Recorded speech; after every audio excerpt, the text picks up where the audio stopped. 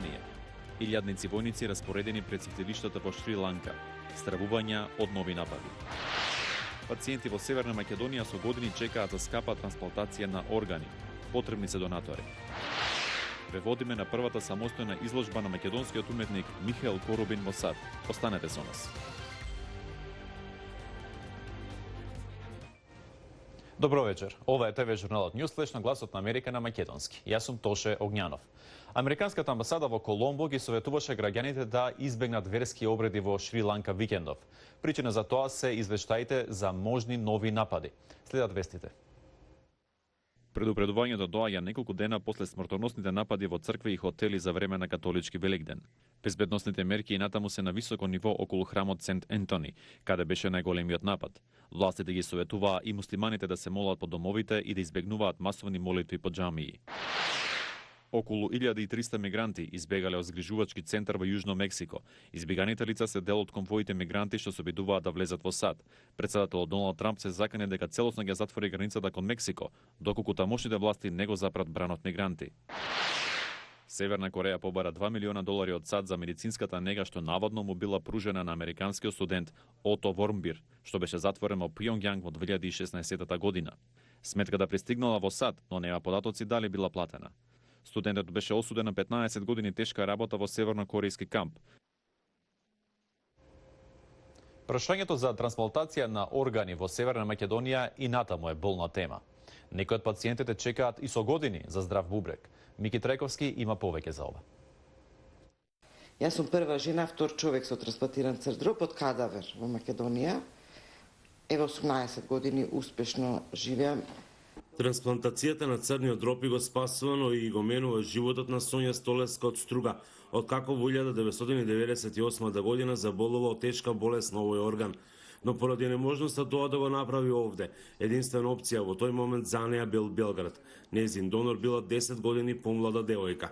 За жал, вели, и по 2 децении од тогаш нема значајни промени во делот на трансплантацијата на органи во земјава, иако светот во оваа сфера оди напред. Треба да има центри за трансплантација. Како за самата трансплантација, како за детектирање донори, така и понатаму за контролите.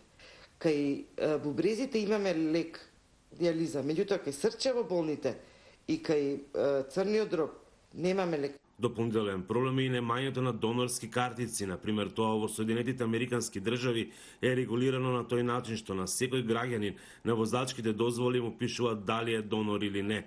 Пред околу 2 години Црвениот крст ја спроведе кампањата "Дарувајте органи, подарете живот" со цел да се информира јавноста за потребата од ова. Би било убаво да се регулира, значи, со закон дарувањето на органи од донатор, значи, на примател, и да постои можноста да секој човек што би сакал да дарува орган, значи да се изнесе пред неговото семејство, пред матичниот лекар и да му се дават, значи, картичка посебна за дарител на орган.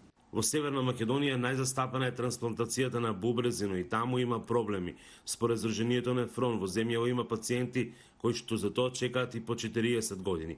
Сепак во последните 3 месеци биле направени 6 трансплантации, иако скоро 3 години не била изведена ниту една. На листата за чекање се наоѓале околу 100 пациенти. Ако тие трансплантации не се прават во Македонија, ево, ние интензивно разговараме и со Министерството и со фондот да се направат напори да Македонија макар условно влезе во Евротрансплант, за да одредени пациенти наши трансплантираат срце, јетра, црн дроб во странство. Она што треба да се направи е да се следат успешните примери во регионот како што е Хрватска, која заедно со Шпанија се водечки во светот по број на извршени трансплантации, а бројот на донори во моментот е 38%. Во Македонија веќе неколку години се најавува отварање на центар за трансплантации, но од тоа засега нема ништо. Исто така последни се и најавите на државата дека трансплантацијата на одредени ткива и органи ќе се вршат и во приватни клиники во земјава. Од Охрица, гласот на Америка, Мики Трајковски. Политичката нестабилност во Албанија се зголемува. Протестите не стивнуваат. Патот на оваа земја кон ЕУ станува неизвестен. Сабина Кастелфранко јавува од Тирана. Се протестира на улиците на Тирана, токму сега, кога Европската Унија се подготвува во јуни да донесе одлука дали ќе продолжи со преговорите за тоа дали да ја признае Албанија како нова членка. Протестите се вообичаена гледка откако најголемата опозицијска партија на ова балканска земја во февруари го напушти парламентот.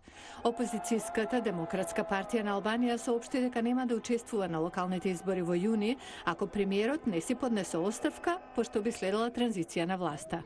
The resignation of Prime Minister Rama. Оставка на премиерот Рама.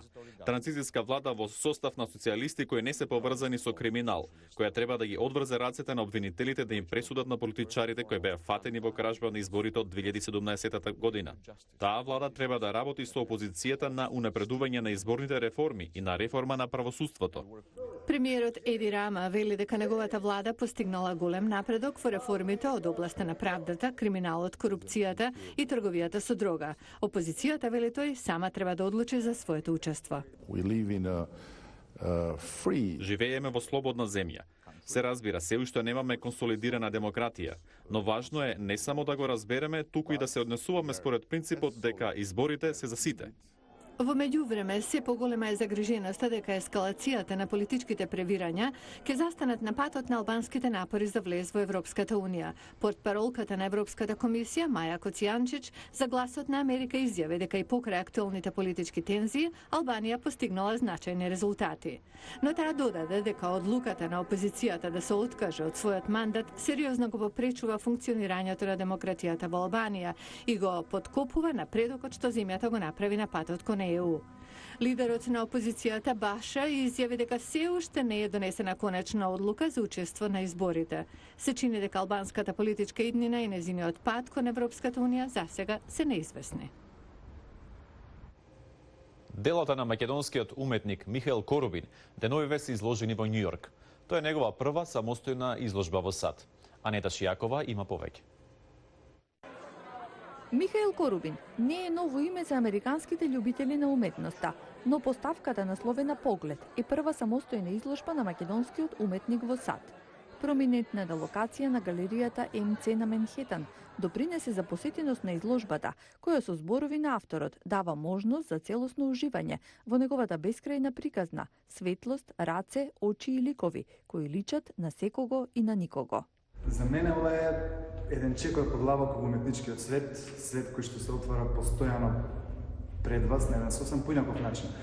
Чувството на кој ќе дојде и како ќе ја прифати вашата уметност е секако возбудливо, но пред се јас сум задоволен што дојдов со дела кои навистина се пронаоѓа и задоволството ми е огромно да ги споделам со светот.